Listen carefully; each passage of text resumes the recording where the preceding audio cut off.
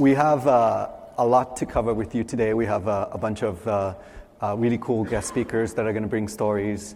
And we're going to focus today about speech-to-text and speech recognition. So speech-to-text is part of our conversation group of products in our building blocks as part of Cloud AI. We have a very large portfolio of AI solutions that are, all of them pretty much leading in their space. So would definitely recommend if you have some time to check out some of the other sessions about the other products. A lot of cool stuff being announced yesterday and today at Next. So how many people here were at our Google Cloud Next session last year on speech-to-text? Okay, a few of you. So it's hard to believe, but last year when we were here, the product was still in beta. So we actually only announced GA just over a year ago in April 2017. Long-form recognition. The product has gone through so much since then. We've added 30 new languages. We're now at 120 languages, mind-boggling. And a bunch of other features like, timestamps, like punctuation, and the new models, which we'll talk about later. There's two main use cases that we address. Speech for human-computer interaction and speech analytics. Human-computer interaction is typically one person talking to a computer and then a computer reacting to it, either voice search or voice actions or things like that. Speech analytics is analyzing conversations between different humans. It could be in a phone call, it could be in a meeting. So we're going to sort of structure the conversation today around those two sets of use cases. So today we're introducing 4 new beta features, or actually yesterday. Language ID, multi-channel recognition, speakerization, word-level confidence. We're going to talk more about each of them, so we'll come back to them. But they all make speech-to-text much more useful and practical for the various use cases that it solves. So let's focus on the first set of use cases. First, so human-computer interaction, when you want to use speech recognition to power sort of different apps or solutions. So there, our new feature we're introducing for that is language ID.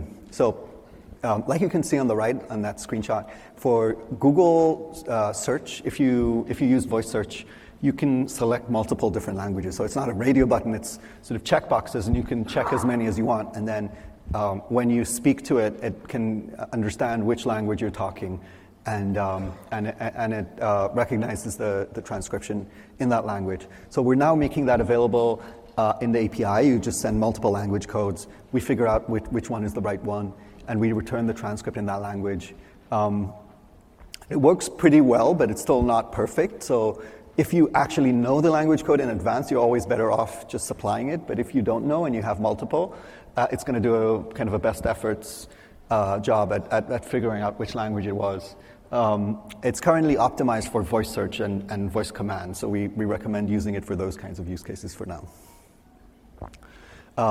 Okay, and then for speech analytics, the second set of use cases we have, that's where the other 3 features we're introducing today are focused.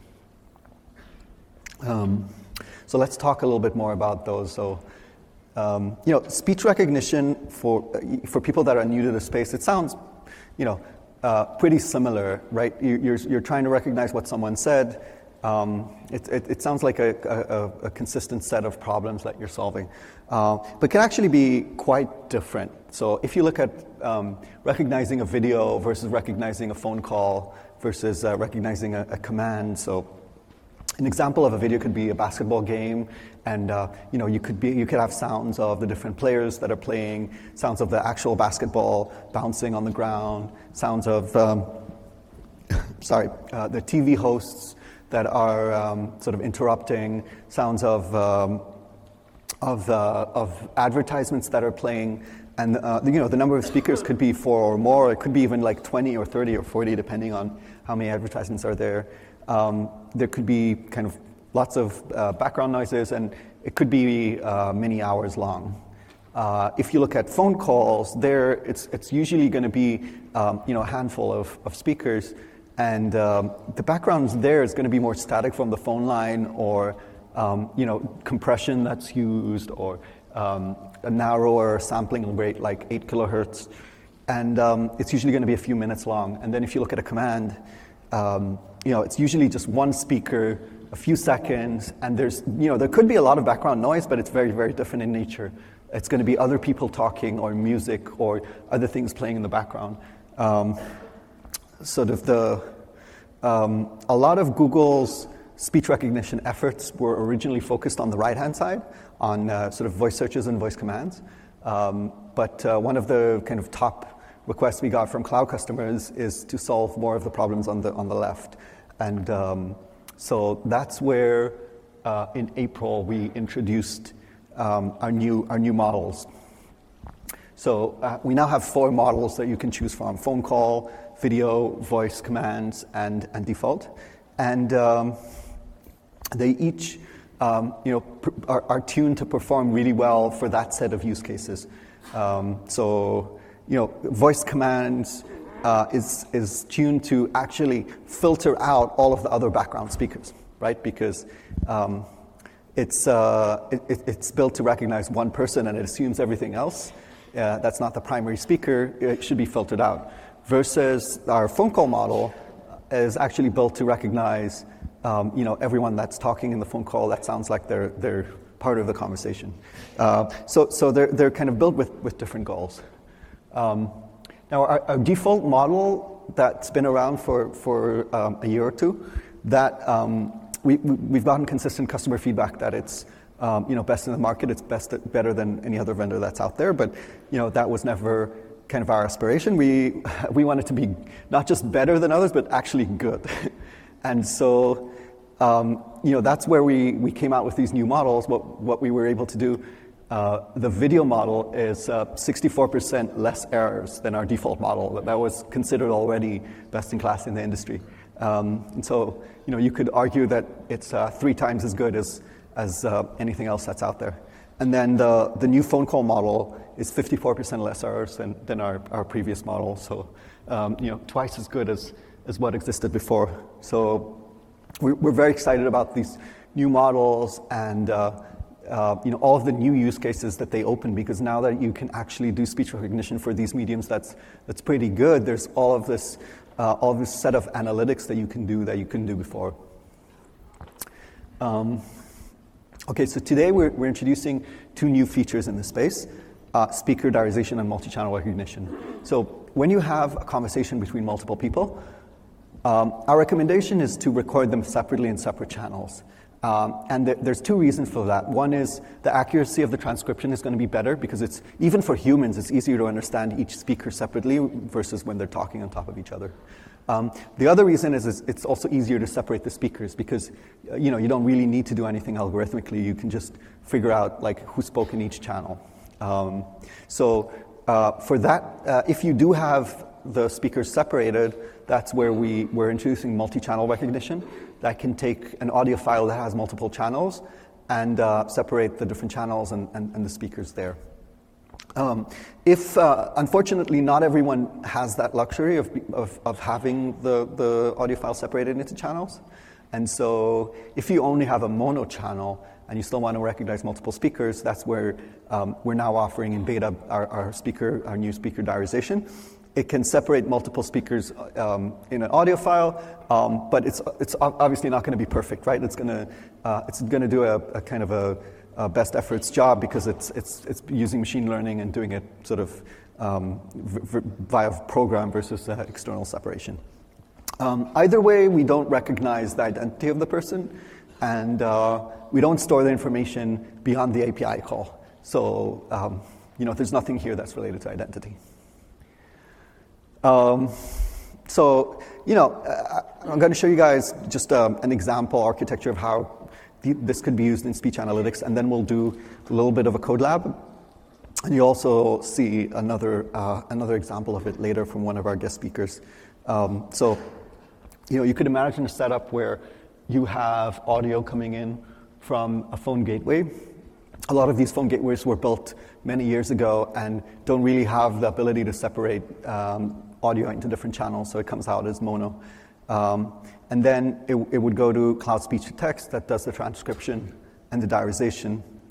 And then if you want to do cool things, like, for example, analyzing sentiment, you really want to analyze each speaker separately, right? Because what matters is not the sort of the average of the both, but each one as they were talking. So you can analyze the customer and the agent separately, and then feed each one into some analytics engine like BigQuery, and then run different analytics on that data. So last but not least, one other feature we're introducing is word-level confidence. It's been kind of one of our top features from our ISV customers, more sophisticated customers. What it does, it gives you a confidence score. Up until now, like you can see on the top, we had confidence scores that were based on segments. Now you actually get confidence scores based on the word, so you can take more action on it, like reprompting the user or things like that. Okay, so I'm going to show you guys how to actually do this in Python. Bear in mind, I'm not a very good Python programmer, so let's do this together. Hopefully it will work. If not, we'll solve it together.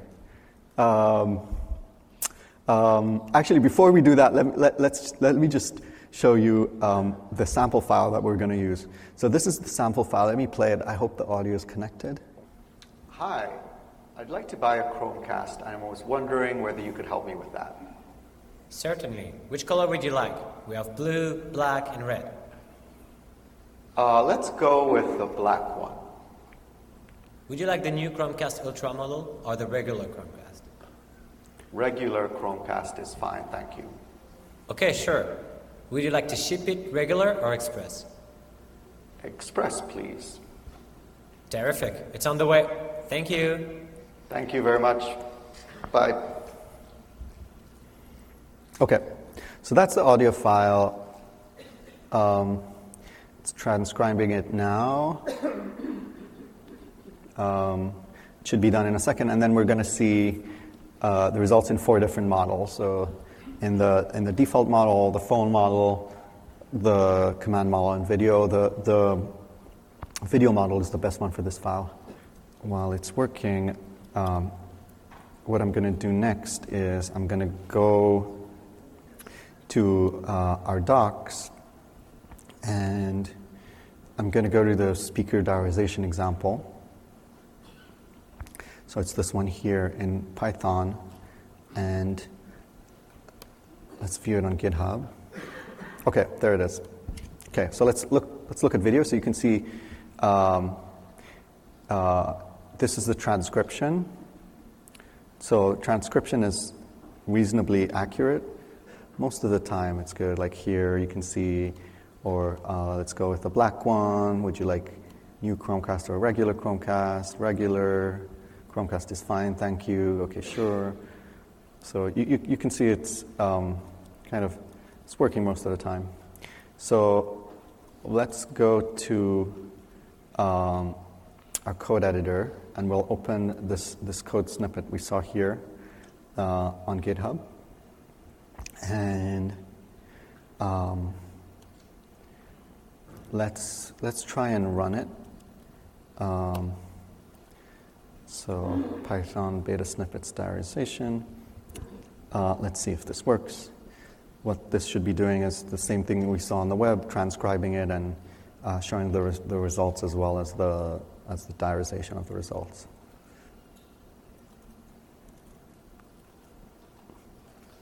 And then, okay, here it is. So you can see there's all of the words, and each word has a speaker tag.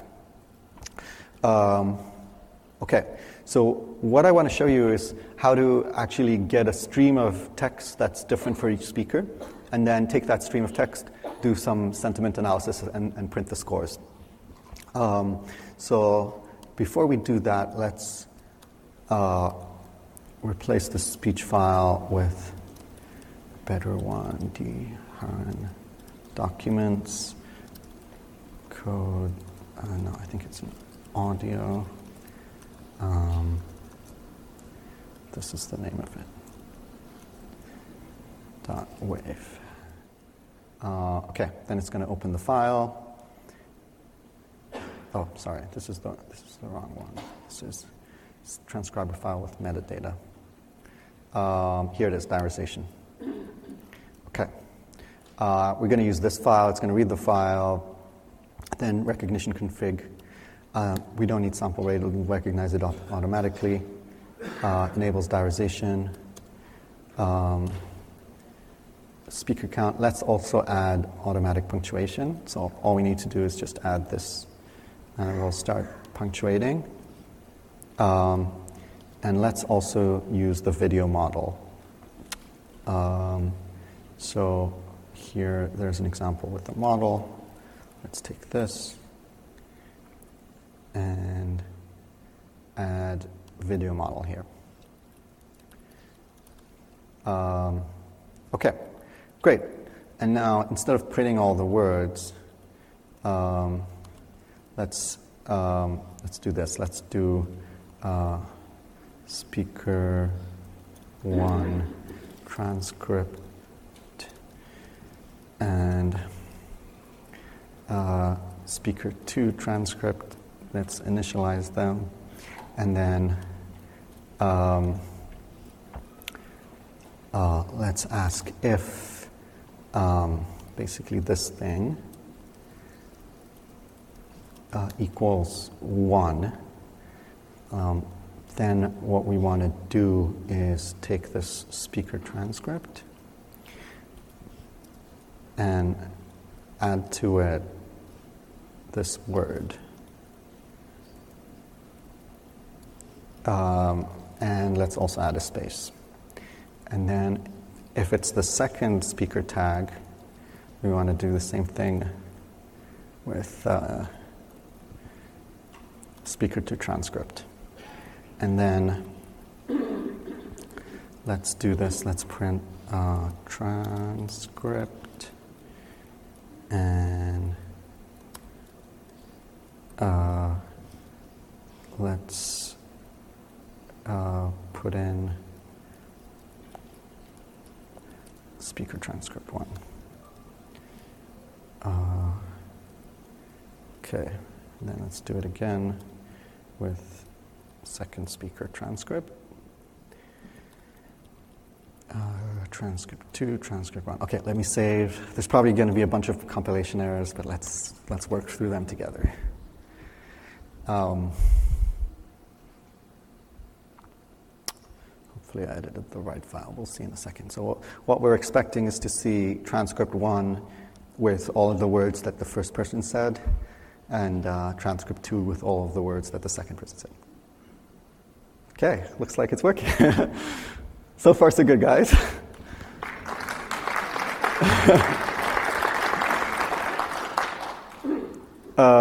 Okay, so now let's look at the example for analyzing sentiment. So this is using Cloud Natural Language API. I'm going to go to this example on GitHub and then copy some code lines here. So first, in terms of imports, it needs all of this import stuff. So let's copy it over and put it here on the top. And we'll see argparse is duplicate, so we don't need that one. I think we still need the other one. Oh, sys and six. Yeah, they're different. Okay, so we have the imports. And now, sorry, this is probably too small. Let's copy this piece that does sentiment analysis. And now we'll paste it in here. And then we already have a client, so let's call this NL client. And NL client here too. And then we don't need this instance thing. Documents, content. Okay, so we have two different ones. So let's call this one document 1 and content equals, how did we call it? Speaker 1 transcript.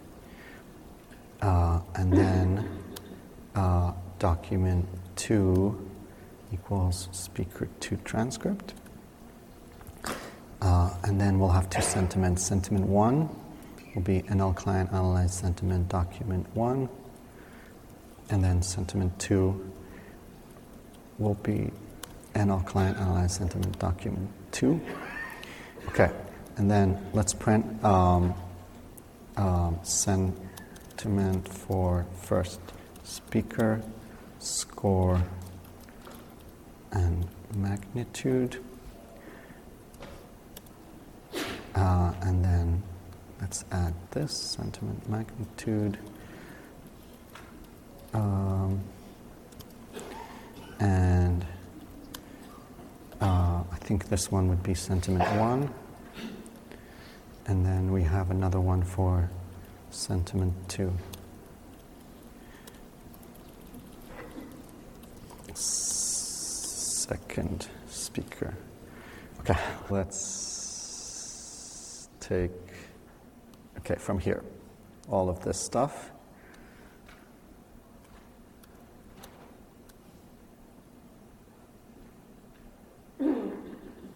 And paste it here. Okay, so now you can see I'm not like faking it. This is real code.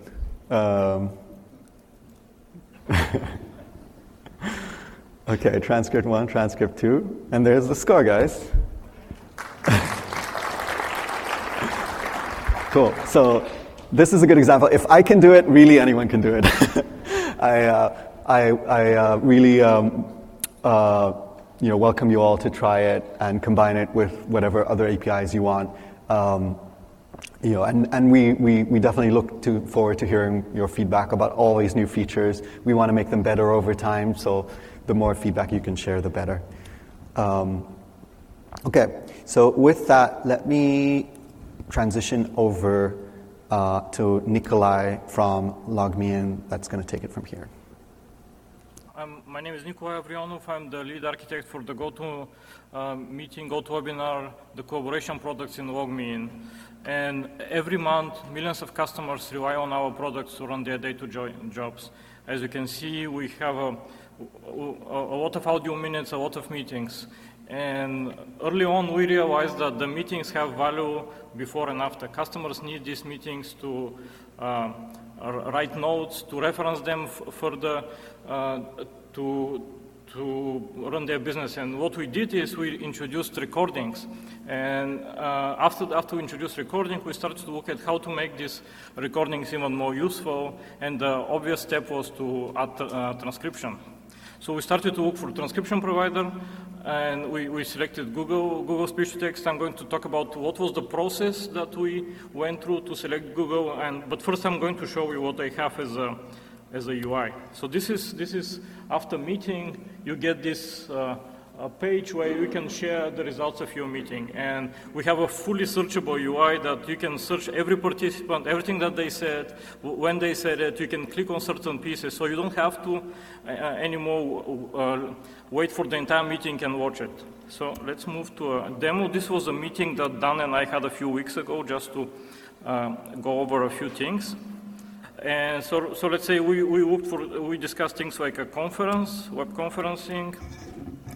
So you can see I can find every instance of the word conference in the meeting. I can just replay it from here, so I don't have to wait for that portion. Only in English, and also the realization. Yeah, so we're discussing this exact presentation. So what was the process for us to select a speech-to-text provider?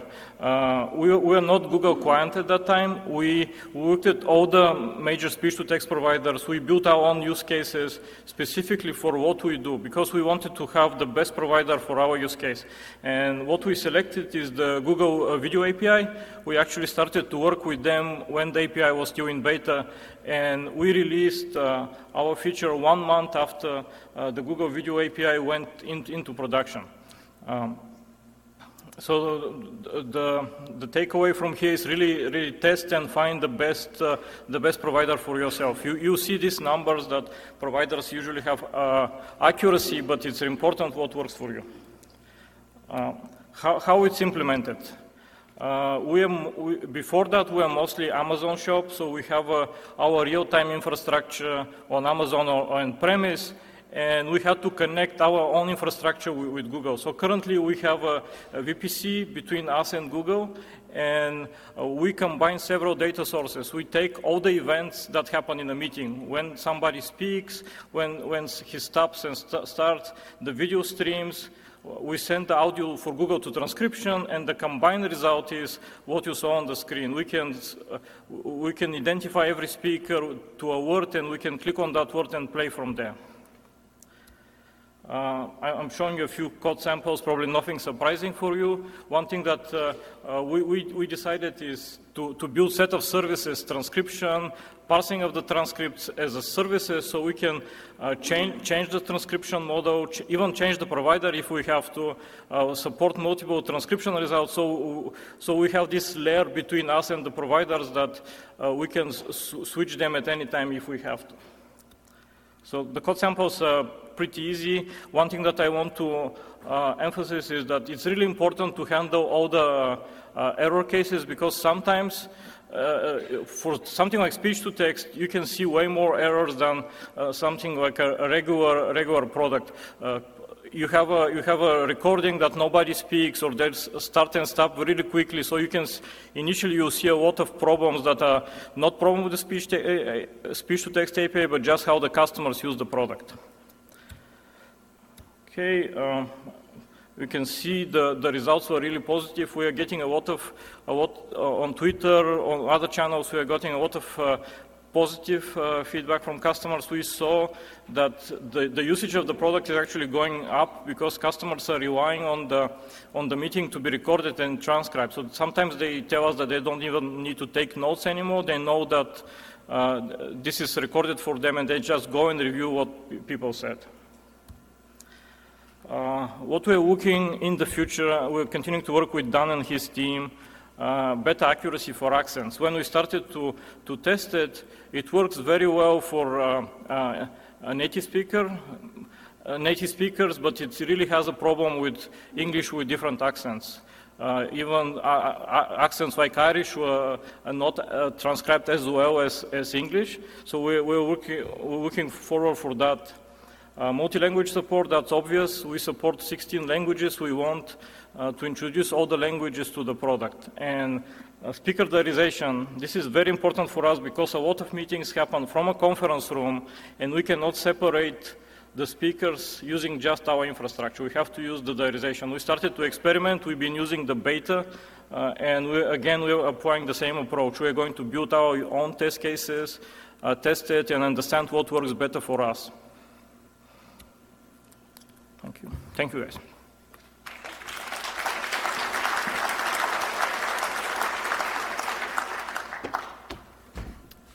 How you doing? My name is Bob McKinney. I'm a speech analytics expert. I want to talk to you today about a really exciting project that I worked on for the last year. It's around retail. Basically, if you ever worked in retail, you understand that retail stores get a lot of phone calls from price and availability to just checking warranty, things like that. So one of the projects that I worked on over the last year, worked for 2 national brands, working on a year-long project. We analyzed over 360,000 retail store calls, which translates to about 1 million minutes processed. The goal of the project was to focus on phone call conversion.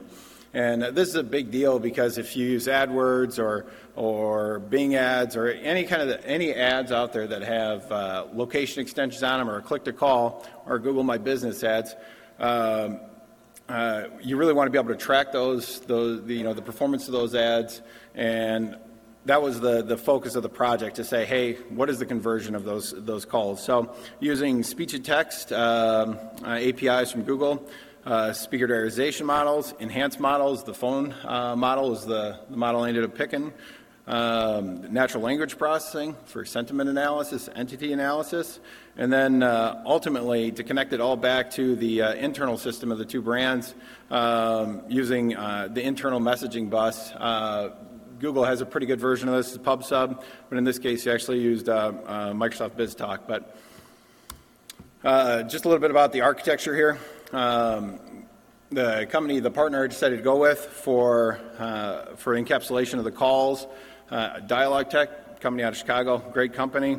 Basically what happened is a customer would call the store, and Dialogue Tech would post do a post call to a cloud function that would trigger off a number of events.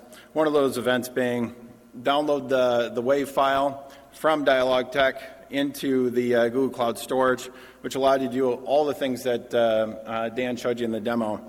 You can call that cloud storage bucket from speech to text, natural language processing, and a bunch of other places.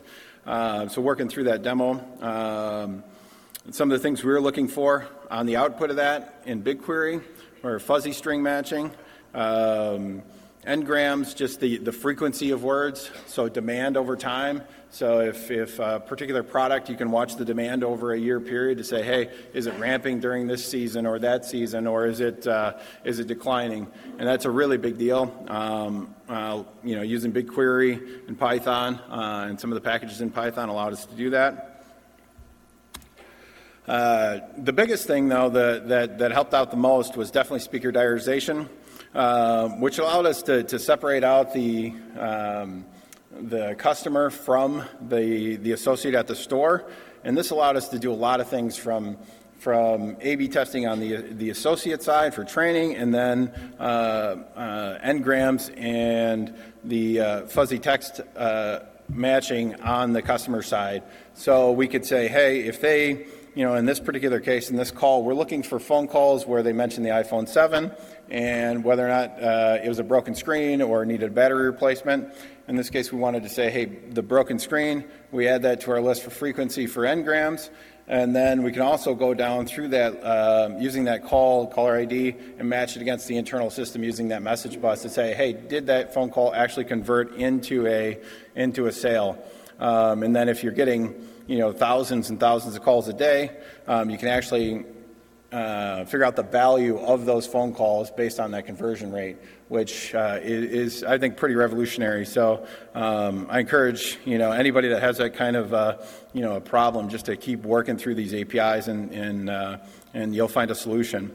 Some of the other things that we could do around that is the entity and sentiment analysis. So in this case, you can see that the consumer good being an iPhone 7, and you can see the sentiment score is a negative 0.4.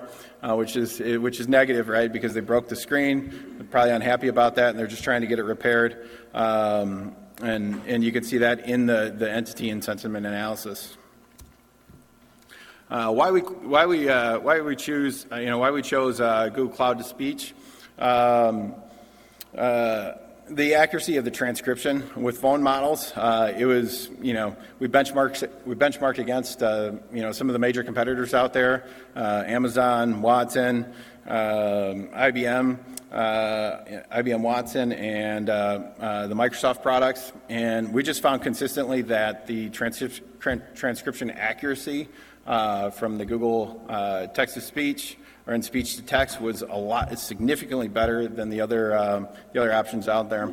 The diarization reliability, just being able to distinguish between the users was a big deal for us, right? So between the associate and the customer, that way we could do training for the associate, and then we could do conversion on the customer.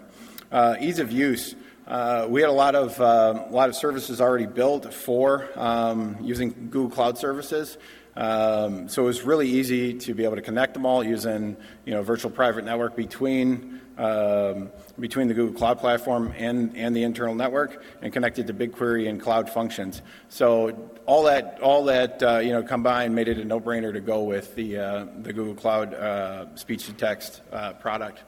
So I'm going to hand it over to Mahesh, and he's going to talk a little bit about what he's working on.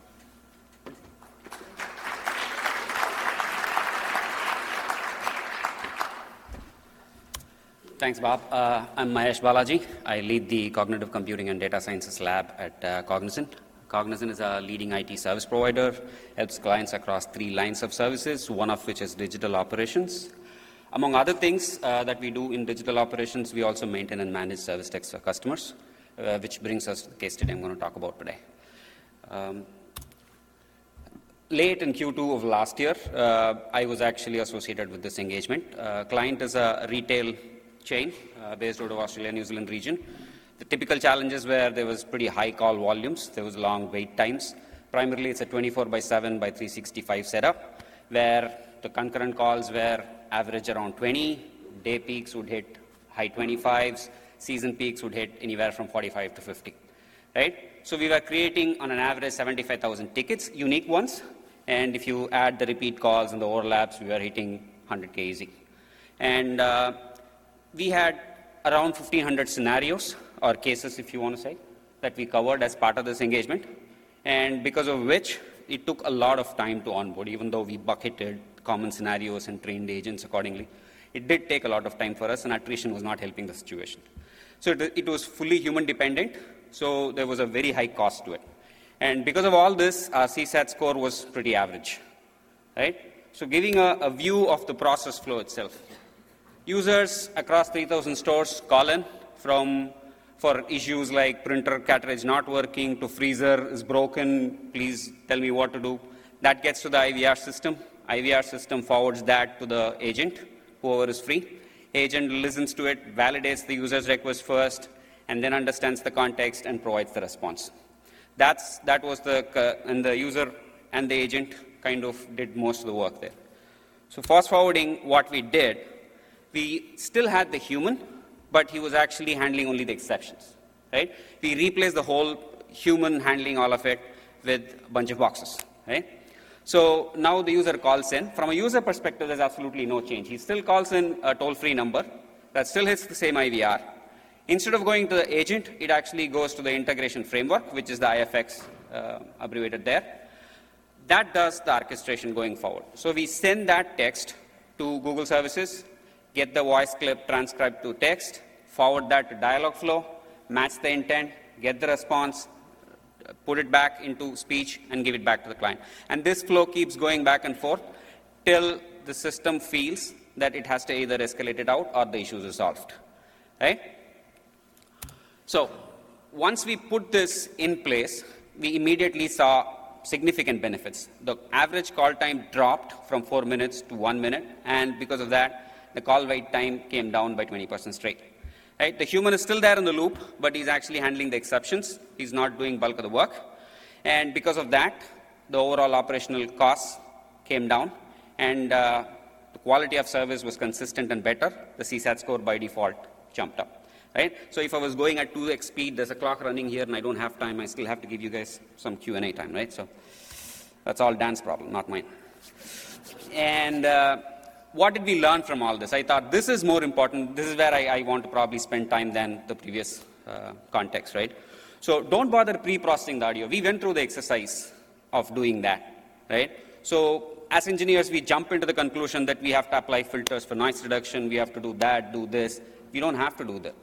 So as a matter of fact, it is counterproductive. So if you apply a lot of digital signal processing algorithms upfront, the output confidence score is less. That's what we figured out. So if you have a proper audio clip, send it, because the API already does most of that work for you guys, right? And of course, the second one was the phrase hint. So this helped us a lot in improving the overall score, given the fact that it can take up to 500 words, and if it's domain specific, it did a phenomenal job of making sure the text gets transcribed to the most accuracy possible. And the format, sampling, and encoding, I would like to add the model also here, now that there's 3 new models being introduced. It's very important. When we started off, again, the engineering hat kind of comes in, and we say MP4 is a better format, it's compressed, we kind of can move data around quicker and all that, but that's a lossy format, right? You are better off compromising on certain items and pick a lossless format and lossless encoding, so that the output quality, the final intention of having the audio clip transformed into text is better. So that's what I would actually suggest. And I'm super excited about the next one, which is the word level confidence, specifically the case I was talking to you about. So it helps big time, right? Most of the conversations are short, and you don't have to do a full sentence or a phrase confidence. You can go by the confidence given by the word, or you can pick and choose the combination to make sure the dialogue or the conversation goes forward. Right? Of course, all the new things that got introduced does give a very, very natural interaction between the user. It is not IVR-ish anymore, and that's primarily a big difference if you are counting the CSAT scores and interacting. So if you are ever on the other side and if you actually get an IVR-ish response, I'm sure all of us hate that, right? So that definitely has come down with the new set of modules that's been introduced by Google.